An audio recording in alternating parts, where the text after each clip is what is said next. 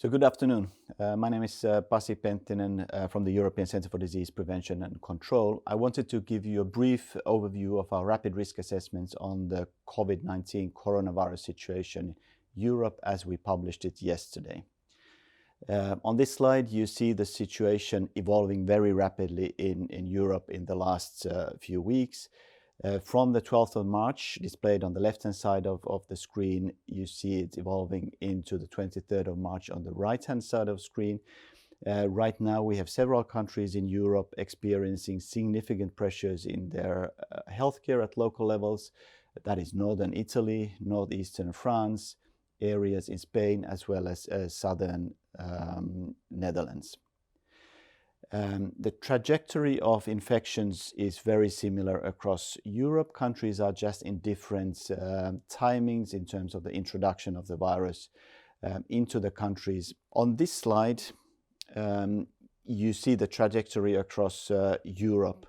We use a measure called 14-day truncated cumulative incidence. We use this as an approximation of roughly how many active cases there are in hospitals in any area of Europe. And on this slide, you see the countries that have more than 15 cases per 100,000 population.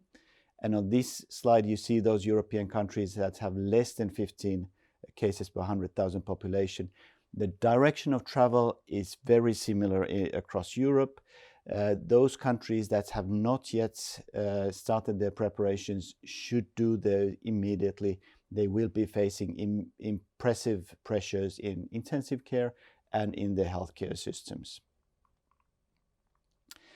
Our assessments of the risk for severe disease for people in the European Union and the European Economic Area, as well as the UK, is currently considered moderate for the general population.